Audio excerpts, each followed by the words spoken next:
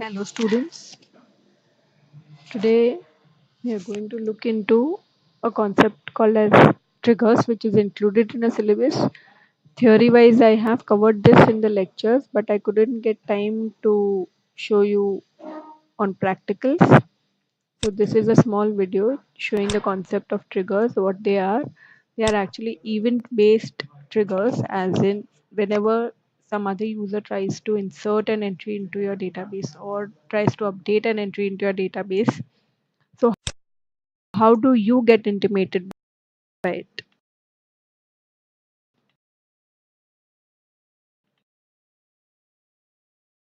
How will you come to know whether any changes has been made into your database? So now just to revise the concepts of database, if you want to find out how many tables are there or how many databases are there in your PC, the command is show databases. It will give you a list of all the databases. From those databases, whichever you want to use, you can have use the name of the database, so your database gets changed.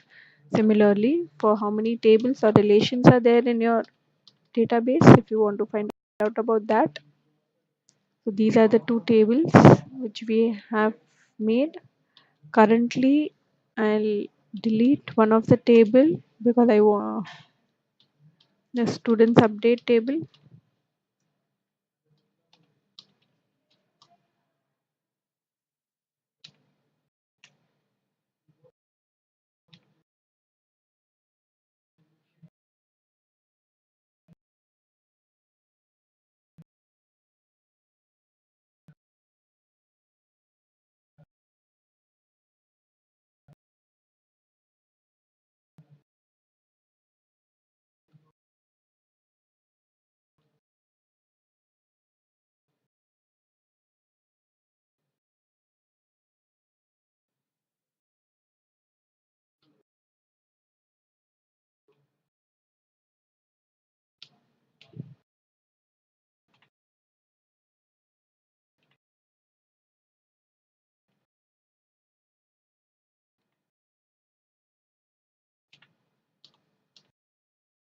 Sorry, it will drop.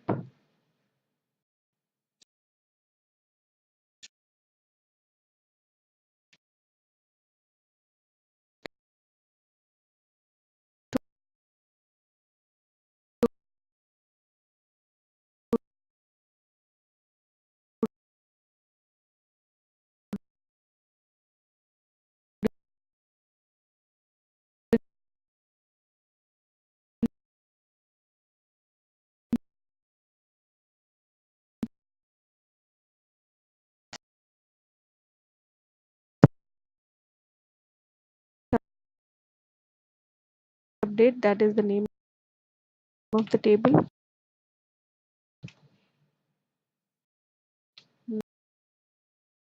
Mm,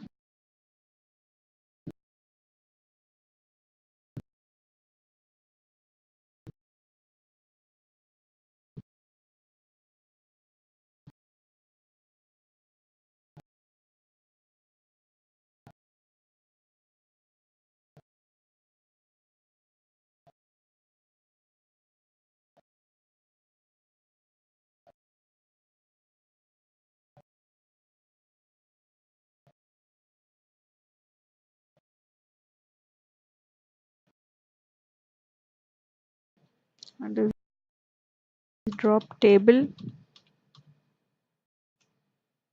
Yeah. So now if I see,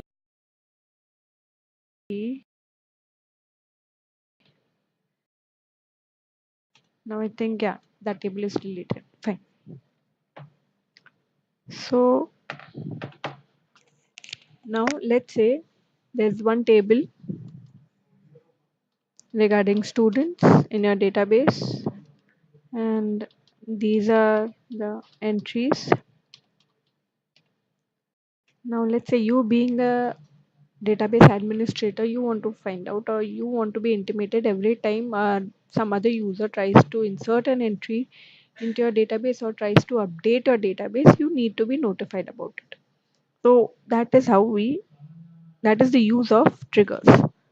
So let's say first let me create one more table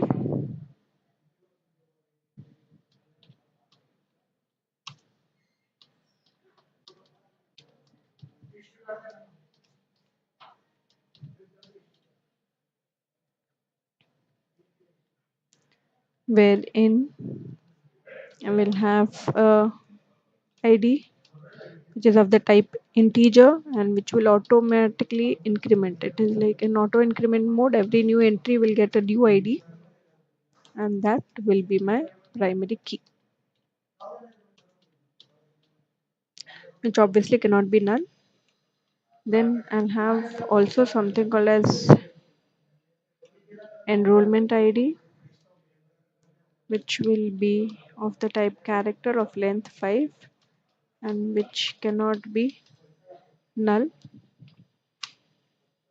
Then also I'll have an attribute by the name, which will be of the type varchar of maximum length 50 and also cannot be null. And the lastly I'll have change date, that is the date and time when the change was executed.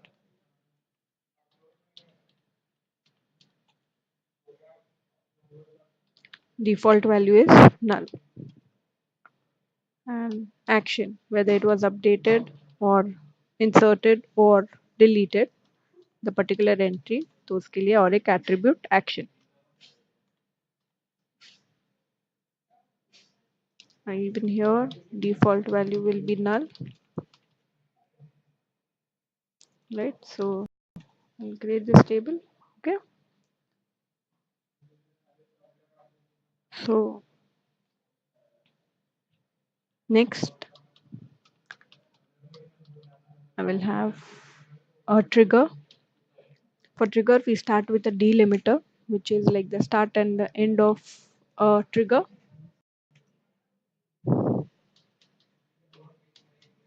And I'll have the syntax is create trigger. The name of the trigger, let's say, is before students update. It has to be one word without any spaces. You can have underscores in between them. When do I want this trigger to be executed? That is before my table students gets updated. So before update on students. So if anybody is trying to update the table students, the trigger should get activated. For each row of that table, the trigger should be activated.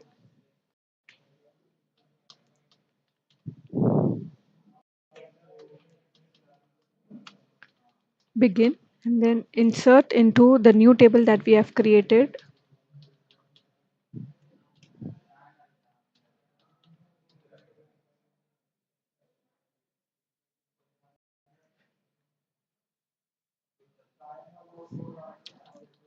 Set the attribute action as update.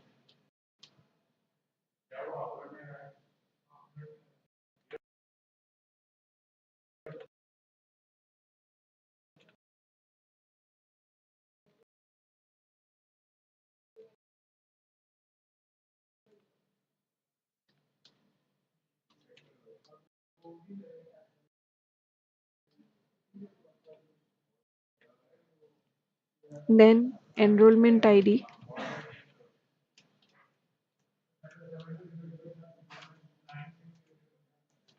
as the same one, but I'm not planning to change or update the enrollment ID. Enrollment ID being the primary key of that table will remain the same. Obviously, we do not want to change the enrollment ID in any case. Then the name also, we do not update the names.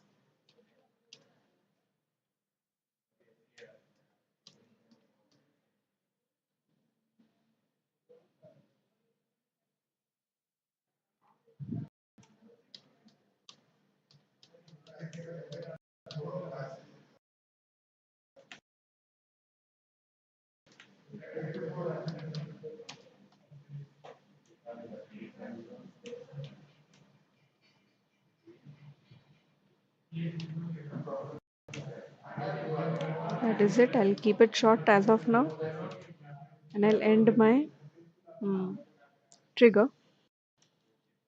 Alright, so now it is done.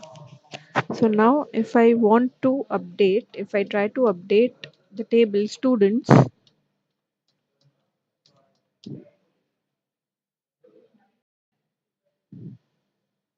let's say set name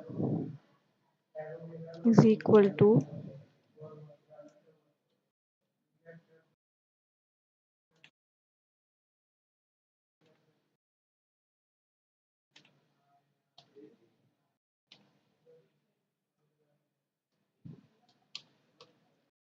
so now.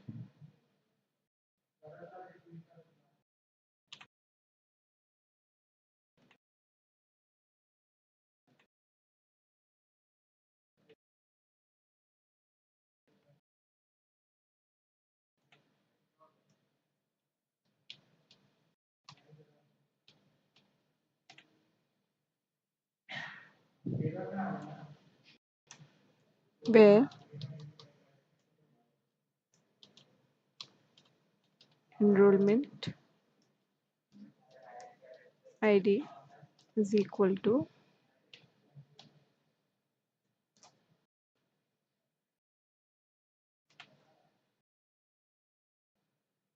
20001. As you can see, for enrollment ID 20001, the name is Sejal. Now I am changing it to Sona.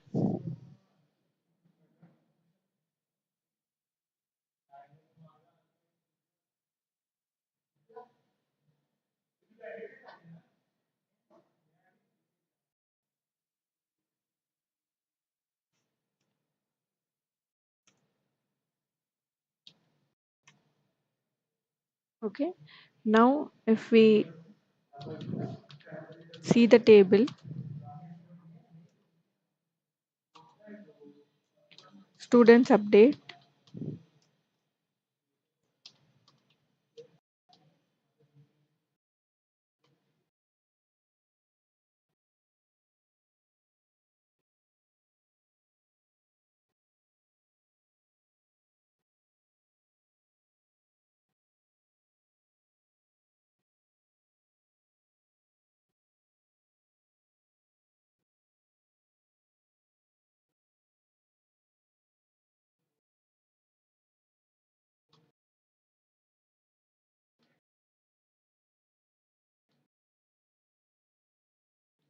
forgot from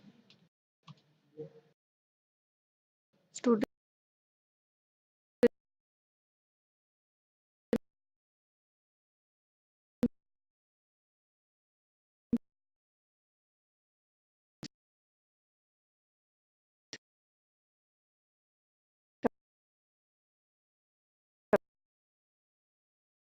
update.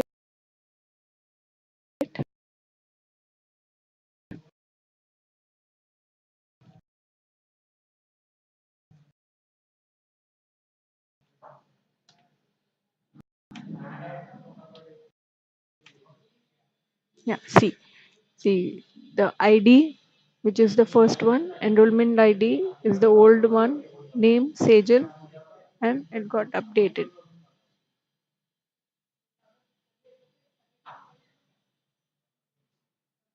Okay, now let me try one more.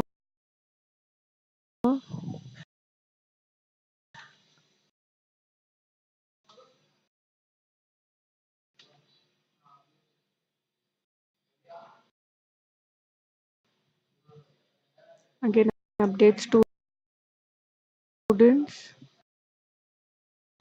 set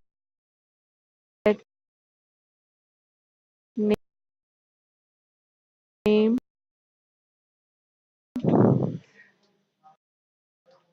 and Shah,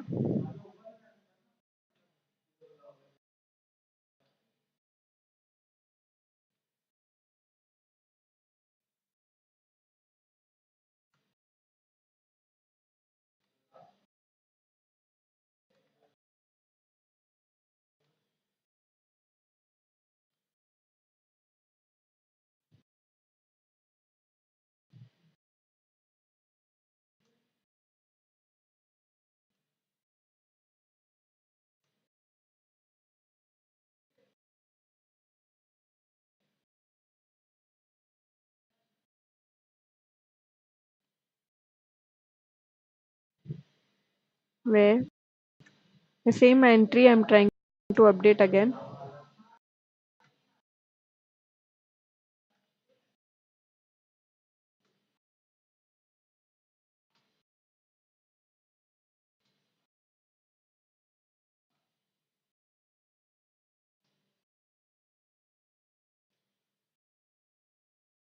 and if we'll see the table, yeah, see since it was before update, so before updating this is my entry, and after update it has been changed to sha. So as in how many times the table gets updated, the entries will go on being inserted into it. Now similarly, if we see this table students, whether the entry has been updated,